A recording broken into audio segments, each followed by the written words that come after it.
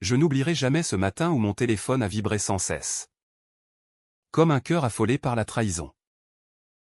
Maxence, l'homme que j'aimais plus que tout, avait posté notre histoire intime sur Twitter, exposant nos secrets les plus vulnérables au monde entier, déclenchant une tempête de haine et de jugement. Dans ce tourbillon de notifications, je sentis mon univers s'effondrer, me demandant comment l'amour pouvait se transformer en une arme si cruelle, me forçant à affronter non seulement ma douleur, mais aussi la société qui refusait de voir en nous autre chose que des parias. Ce jour-là, à Paris, sous un ciel gris typique de l'automne, je me tenais devant la fenêtre de mon appartement du Marais, le cœur serré par une angoisse inexplicable. J'avais rencontré Maxence 2 ans plus tôt, lors d'une soirée littéraire à la Sorbonne. Il était étudiant en philosophie, avec ses cheveux blonds en désordre et ses yeux bleus qui semblaient percer l'âme. Moi, Gabriel, un jeune professeur de littérature de 28 ans, je m'étais toujours senti en marge, cachant mon orientation comme un secret honteux dans une famille conservatrice de Provence. Mais avec lui, tout avait changé. Notre première conversation avait été un feu d'artifice intellectuel, nous débattions de Sartre et de Camus. Nos rires se mêlant au verre de vin rouge. Je me souviens de ce moment où nos mains s'étaient effleurées. Un frisson électrique qui m'avait fait comprendre que l'amour n'était pas une abstraction, mais une réalité palpable, effrayante et exaltante. Pourtant, dès le début, des ombres planaient. Maxence venait d'une famille aisée de la bourgeoisie lyonnaise, où l'apparence primait surtout. Son père, un avocat influent, ne tolérerait jamais que son fils unique soit gay. Gabriel, je t'aime, mais je ne peux pas le dire à voix haute, m'avait-il confié un soir, dans l'intimité de ma chambre. Ces mots m'avaient transpercé, mais je les acceptais, pensant que l'amour vrai surmontait les barrières. Nous vivions notre relation en cachette. Des rendez-vous volés dans des cafés discrets. Des promenades nocturnes le long de la Seine. Chaque instant était chargé d'une intensité dramatique, je me réveillais la nuit, hanté par la peur qu'il me quitte pour une vie normale. Dans mes pensées, je me disais, et si je n'étais qu'une phase pour lui? Une expérience philosophique sur l'identité? Ses doutes me rongeaient, mais son sourire les dissipait temporairement. Un jour, lors d'un week-end à Deauville, nous avions eu notre première vraie dispute. Assis sur la plage, le vent salé fouettant nos visages, Maxence m'avait annoncé qu'il envisageait un mariage arrangé avec une amie d'enfance pour apaiser sa famille. C'est juste une façade. Gabriel. Toi et moi. C'est réel. Ces mots sonnaient faux, comme un mensonge pieux. Je sentis une rage monter en moi. Une jalousie viscérale. Comment peux-tu me demander ça? C'est une trahison, ai-je crié, les larmes aux yeux. Il m'avait pris dans ses bras, murmurant des excuses. Mais au fond de moi, une fissure s'était ouverte. Je me questionnais sans cesse, suis-je assez pour lui? Ou suis-je condamné à être l'ombre de sa vie publique? Ce conflit intérieur me consumait, me rendant plus possessif, plus anxieux. De retour à Paris, notre relation s'intensifia. Nous passions des nuits à discuter de nos rêves, lui voulait écrire un livre sur l'identité sexuelle dans la société française contemporaine. Moi, je rêvais d'un monde où nous pourrions nous aimer librement. Mais la réalité nous rattrapait. Un soir, lors d'une fête chez des amis communs, un regard trop prolongé entre nous avait suscité des murmures. Maxence, sois prudent, lui avais-je dit en rentrant. Il avait ri. Mais je voyais la peur dans ses yeux. Mes pensées tourbillonnaient, et si quelqu'un découvrait? Ma carrière en pâtirait. La sienne serait ruinée. Ses craintes nous liaient autant qu'elles nous séparaient. Puis vint le moment où tout bascula subtilement. Maxence commença à s'éloigner, prétextant des examens. Ses messages se firent rares, ses appels évasifs. Je me torturais l'esprit, est-ce la fin? Ai-je fait quelque chose de mal? Un soir, je le confrontai chez lui, dans son appartement haussmannien. Dis-moi la vérité. Maxence. Y a-t-il quelqu'un d'autre? Il n'y a. Mais ses yeux fuyants me trahissaient. Nous fîmes l'amour au non. Ce n'était pas ça. C'était une étreinte désespérée, chargée de non-dits. Le lendemain, il disparut pendant une semaine. Quand il revint, il était changé. Distant. J'ai besoin d'espace. Gabriel. Pour réfléchir à nous. Ces mots me brisèrent. Dans ma solitude, je repensais à notre rencontre. À cet amour qui m'avait fait me sentir vivant pour la première fois. Pourquoi l'amour doit-il être si douloureux, me demandais-je. Errant dans les rues de Paris. La trahison se profila comme un orage. Un matin, mon téléphone explosa de notifications. Des amis m'envoyaient des captures d'écran, Maxence avait posté une série de tweets racontant notre histoire. J'ai aimé un homme. Et ça m'a détruit. Gabriel. Tu m'as piégé dans un mensonge. Il dépeignait notre relation comme une manipulation de ma part, me faisant passer pour l'agresseur. Mon cœur se serra, comment peut-il dire ça? C'est lui qui voulait le secret. La rage m'envahit, mêlée à une tristesse infinie. Les commentaires affluaient, haine homophobe. Soutien à Maxence comme victime. Je me sentis exposé. Nu devant le monde. Pourquoi? Maxence? Était-ce pour te protéger? Ou pour me punir? Ces questions me hantaient. Tandis que le lynchage médiatique commençait. Les médias s'emparèrent de l'affaire. Des articles dans Le Monde. Libération, un coming out forcé sur Twitter provoque un scandale. On me dépeignait comme le séducteur malveillant. Lui comme l'innocent tourmenté. Mes collègues à l'université me regardaient de travers. Mes étudiants murmuraient. Je perdis des amis. Ma famille m'appela. Outré. Gabriel. Comment as-tu pu? Ma mère pleurait au téléphone. Dans mon esprit. Un chaos, je l'aimais sincèrement. Était-ce une erreur?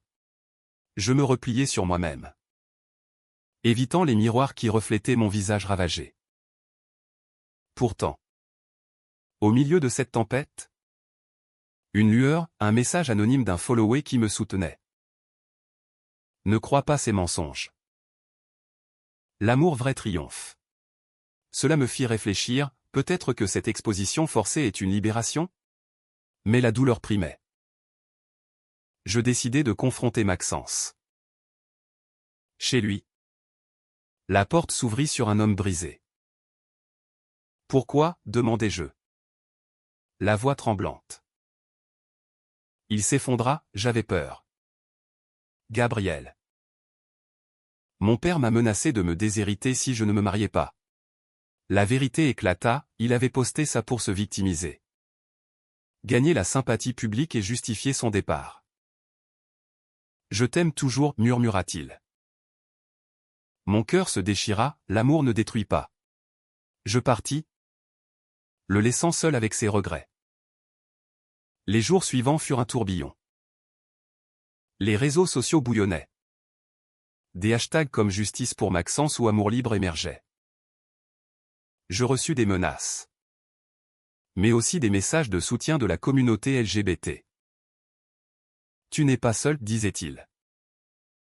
Cela me fit questionner ma propre identité, ai-je vécu dans l'ombre trop longtemps? Je commençai à écrire un journal, versant mes émotions sur le papier. Maxence, tu m'as trahi. Mais tu m'as aussi libéré. Cette dualité me consumait. Un soir, lors d'une manifestation pour les droits gays à la Bastille, je le vis de loin.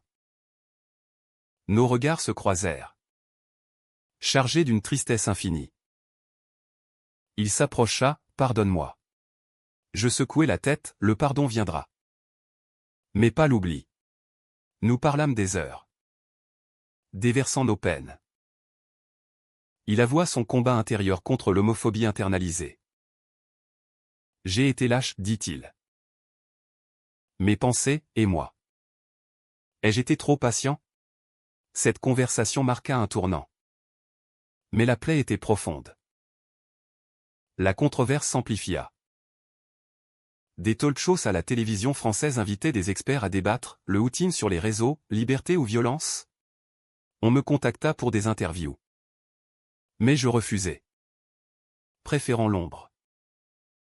Dans ma tête, un dialogue incessant, si j'avais été plus fort. Aurais-je pu le retenir? Maxence, de son côté, multiplia les posts, se posant en martyr. J'ai été manipulé par un amour toxique. Chaque mot était un coup de poignard. Je me demandais, était-ce vraiment de l'amour? Ou une illusion? Mes nuits étaient hantées par des souvenirs, nos rires dans les jardins du Luxembourg. Ces baisers tendres. Pourquoi tout détruire, murmurai-je dans le vide. Un ami fidèle, Julien, me soutint. Gabriel, bats-toi. Raconte ta version. Ensemble, nous analysâmes les tweets, des mensonges flagrants. Comme quand il affirmait que j'avais insisté pour le secret. C'était toi, pensais-je. Furieux. Julien me poussa à répondre publiquement. Sinon, tu seras le vilain pour toujours. Mes doutes, et si ça empire? Finalement, je postai un thread, l'amour n'est pas une arme. Maxence, ton outing nous a blessés tous les deux. Les réactions furent mixtes, haine, mais aussi empathie. Enfin, la vérité, commenta un inconnu. Cela me donna de la force. Mais la fatigue émotionnelle me submergeait. Maxence réagit violemment en privé. Un appel tardif, tu me ruines. Gabriel. Sa voix tremblait. C'est toi qui as commencé, répliquai-je. Le cœur battant. Nous nous disputâmes, revivant nos vieux conflits. Il avoua, j'ai paniqué quand mon père a découvert des messages. La révélation, son père l'avait forcé à rompre, menaçant de le couper financièrement. Je t'ai sacrifié pour survivre, dit-il, pleurant. Mon esprit tourbillonna, était-ce de la lâcheté ou de la survie? Je sentis une compassion inattendue, mêlée à la colère. Nous aurions pu affronter ça ensemble, murmurai-je. Les médias s'emballèrent davantage. Un article dans Paris Match titrait « L'amour gay trahi, scandale sur Twitter ». Des photos volées de nous circulaient, violant notre intimité. Je me sentis traqué, comme un animal blessé. Pourquoi la société nous juge-t-elle si durement, me demandai-je, lisant les commentaires homophobes. Pourtant, des voix s'élevaient, associations LGBT organisaient des débats, soulignant les dangers du outing forcé. Je participais à l'un d'eux. Anonymement d'abord, puis à visage découvert. L'amour n'a pas de genre, mais la peur en a, déclarai-je. Applaudissements, mais aussi huées. Mes pensées, suis-je un héros ou un fou? Au milieu de ce chaos, un souvenir ressurgit, notre voyage à Nice. Où nous avions marché main dans la main sur la promenade des Anglais. Ignorant les regards. C'est ça. La liberté, avait dit Maxence. Maintenant. Tout était souillé. Je l'appelai, rencontrons-nous. Il accepta. Nerveux. Dans un café du quartier latin. Nous nous assîmes. L'air chargé de tension. Je regrette, commença-t-il. Je l'interrompis, regretter ne suffit pas. Nous déballâmes tout, ses peurs. Mes insécurités. J'ai toujours eu peur d'être rejeté, avoua-t-il. Moi, et moi. D'être abandonné. Cette vulnérabilité nous rapprocha. Mais la confiance était brisée. Les jours suivants. Le lynchage s'apaisa légèrement. Des influenceurs prirent ma défense. Arguant que Maxence avait manipulé l'opinion. Lui, de son côté, posta une excuse, j'ai blessé l'homme que j'aime par peur. Le public se divisa, certains le pardonnèrent. D'autres le condamnèrent. Dans ma tête, est-ce le début d'une rédemption? Je reçus un appel de sa mère. Surprenant, mon fils souffre. Aidez-le. Cela me toucha, me faisant questionner mes propres rancunes. L'amour implique-t-il le pardon, me demandai-je. Une nuit. Seul dans mon lit. Je repensais à notre première nuit ensemble, pas les détails. Mais l'émotion pure. La sensation d'être complet. Maxence. Tu es mon plus grand amour et ma plus grande douleur. Ces pensées me poussaient vers une décision, le revoir? Pour clore ou recommencer. Nous nous rencontrâmes au Pont des Arts. Symbolique. Il pleuvait légèrement, ajoutant au drame. Je veux essayer à nouveau, dit-il. Je hésitais, pas en secret. Il acquiesça. Les yeux brillants. Mais au fond. Je doutais, peut-on réparer ce qui est brisé? La société continuait de nous juger. Des amis communs prirent parti, créant des fractures. Julien me conseilla, protège-toi. Mais mon cœur criait autrement. Un soir, Maxence vint chez moi, apportant des fleurs ou des roses rouges. Comme au début. Nous parlâmes jusqu'à l'aube, déversant nos âmes.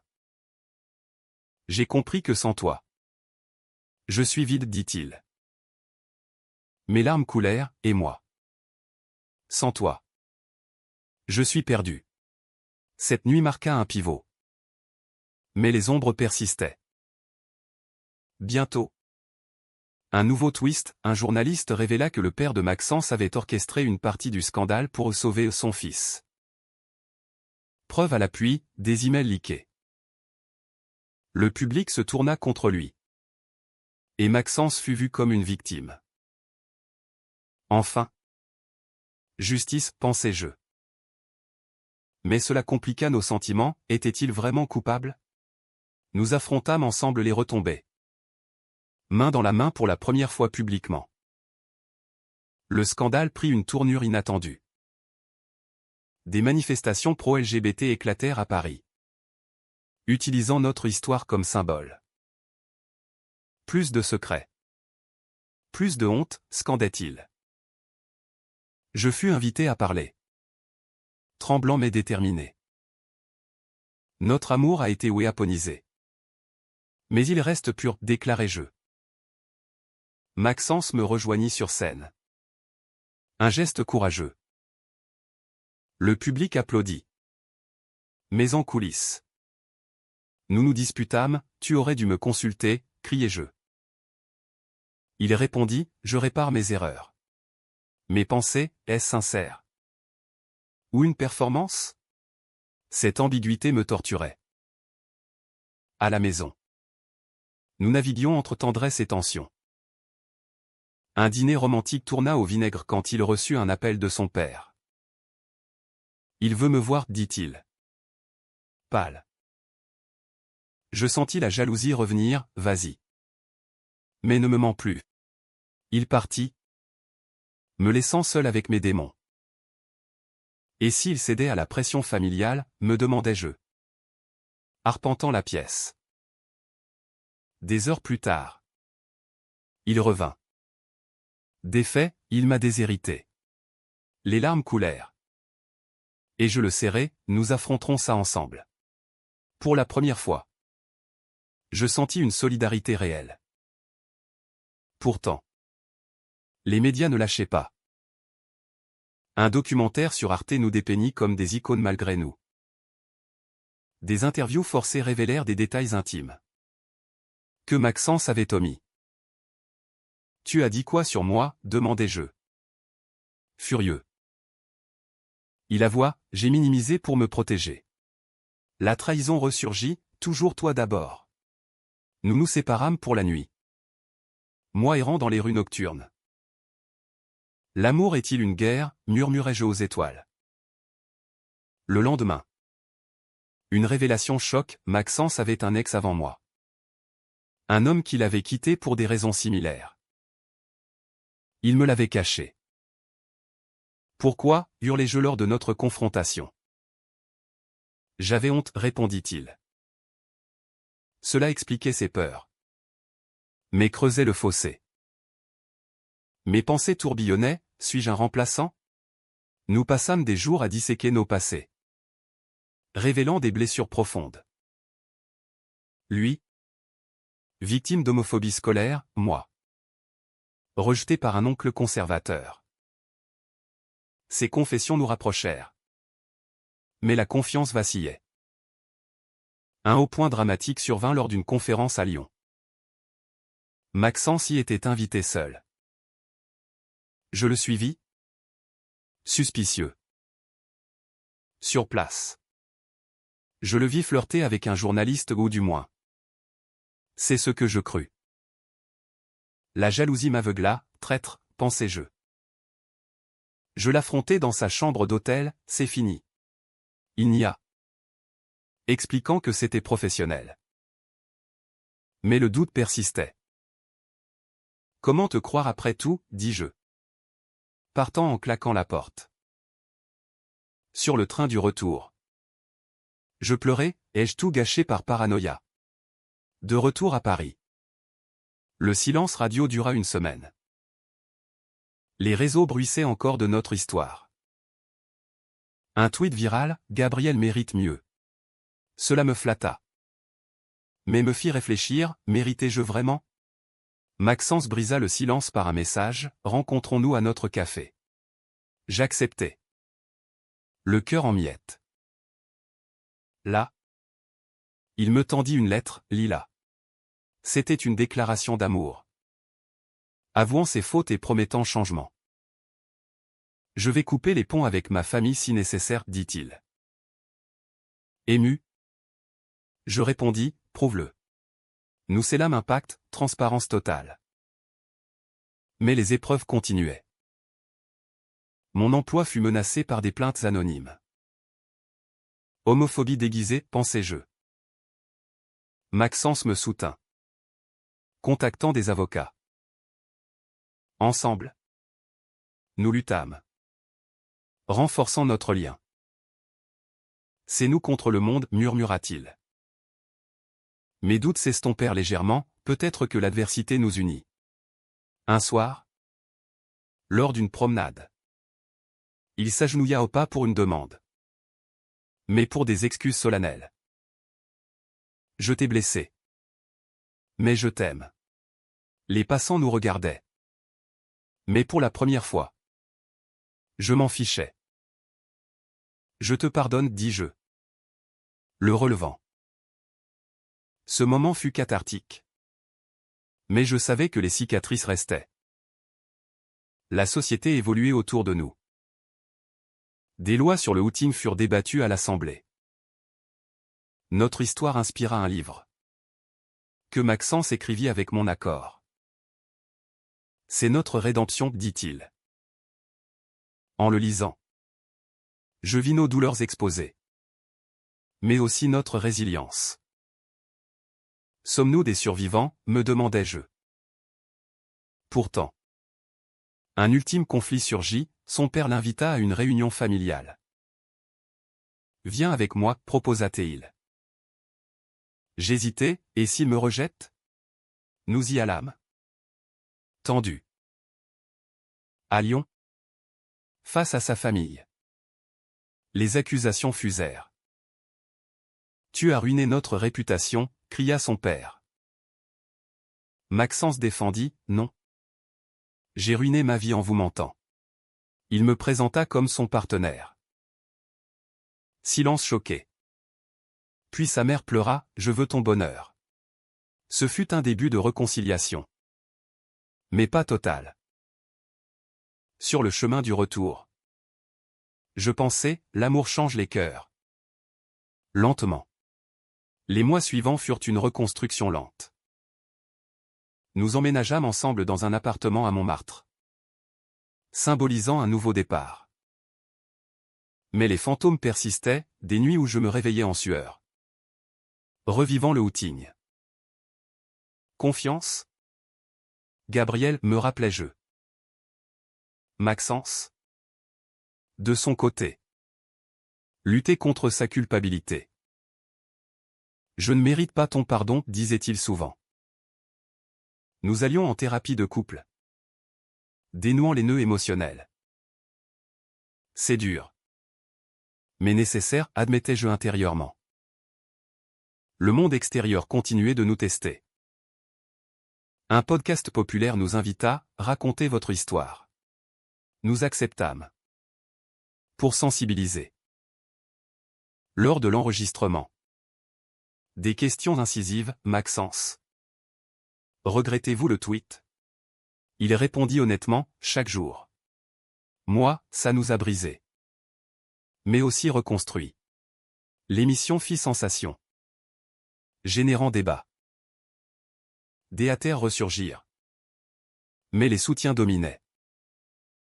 Vous inspirez, nous écrivaient des jeunes gays. Cela me toucha, notre douleur sert à quelque chose. Un conflit interne émergea quand Maxence reçut une offre de travail à l'étranger. New York.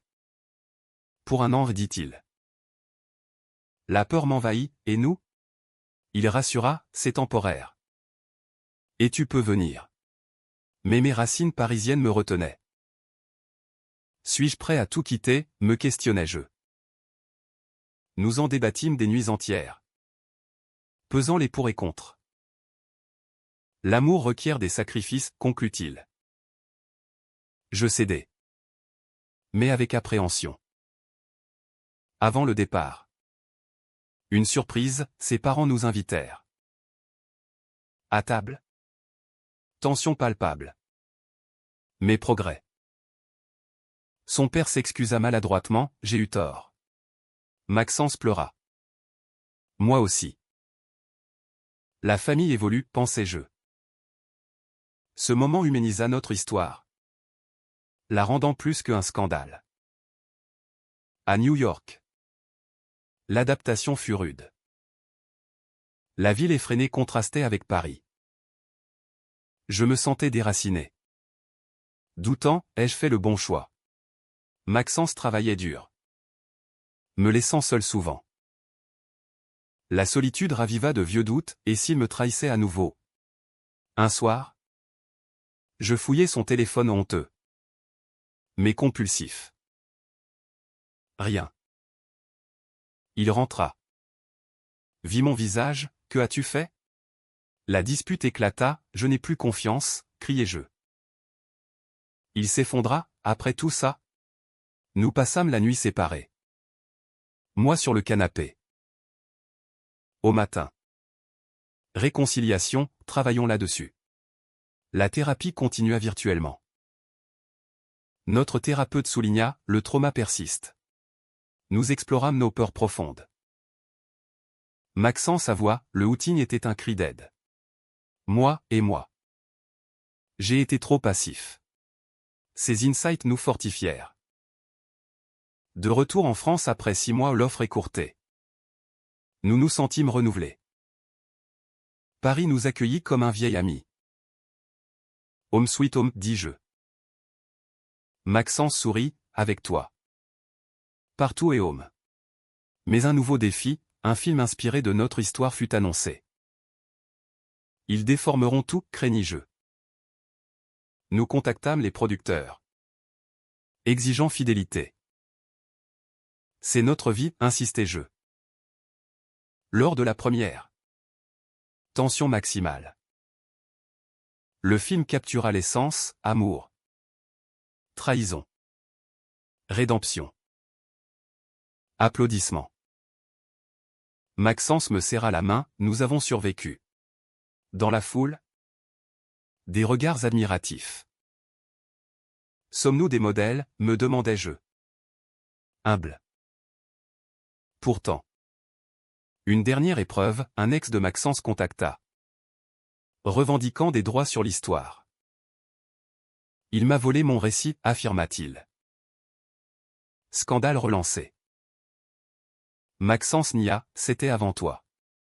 Mais les médias s'emballèrent. Encore des mensonges, pensai-je. Dévasté. Confrontation, dit la vérité. Il avoua une brève liaison. Insignifiante. Pourquoi cacher, demandai-je. Par peur de te perdre. La transparence manquante nous blessa à nouveau. Nous décidâmes d'une pause. Réfléchissons, proposai-je. Seul. Je voyageais en Provence. Chez ma famille. Ma mère évoluait. Me soutint, l'amour est complexe. Là. Je méditais, veux-je continuer? Souvenirs affluaient, bons et mauvais. Il est mon âme sœur. Malgré tout. De retour. Je le trouvais changé. Plus mature. Je suis prêt à tout pour nous, dit-il. Nous reconstruisîmes. Brique par brique. Les années passèrent. Transformant notre histoire en légende urbaine. Nous devînmes militants. Parlant dans des conférences sur les dangers des réseaux sociaux pour la communauté LGBT. Le outing n'est pas une libération si forcée, disions-nous. Maxence publia son livre. Dédié à moi, à Gabriel. Mon amour éternel. En le lisant. Je pleurais, nous avons triomphé. Mais la vie n'est pas un conte. Des rechutes émotionnelles survenaient, un tweet malveillant. Un regard suspicieux. Le passé hante, admettais-je. Pourtant. Notre lien s'approfondit. Nous adoptâmes un chien. Symbolisant stabilité. Promenade au bois de Boulogne. Discussion profonde. Je t'aime plus qu'hier, murmurait-il. Un jour, lors d'un anniversaire, il me surprit avec un voyage à la Côte d'Azur. Là, sous le soleil méditerranéen, nous réfléchîmes à notre parcours. Sans cette trahison. Serions-nous ici, demandai-je. Il secoua la tête, peut-être pas aussi fort. Mais pensez, la douleur forge. De retour. Une nouvelle, sa famille nous invita pour Noël. Acceptation complète. À table. Toast à notre couple. Enfin, pensai-je. Ému. Pourtant. Un ultime twist, un journaliste révéla que Maxence avait initialement plané le outing avec un ami pour gagner de la notoriété. Preuve fabriquée? Non. Vrai. Confrontation finale, c'était ça, hurlai-je. Il n'y a d'abord. Puis avoua, au début. Oui. Mais la peur a pris le dessus. Le monde s'effondra. Tout était faux. Mes larmes coulèrent. Il pleura, l'amour était réel. Mais la confiance brisée irrémédiablement. Je partis. Seul. Des mois de réflexion, pardonner encore? Non. Nous nous séparâmes amicablement. Restant amis. Mieux ainsi, conclus-je. Aujourd'hui. Je vis libre, enseignant avec passion. Maxence poursuit sa voie. Regrettant. Notre histoire inspira beaucoup, lois anti-outing. Sensibilisation. Personnellement, elle m'enseigna la résilience. L'amour blesse. Mais guérit, me dis-je. Dans le silence de mon appartement. Je souris, merci. Maxence. Pour la leçon. La vie continue. Riche de leçons humaines.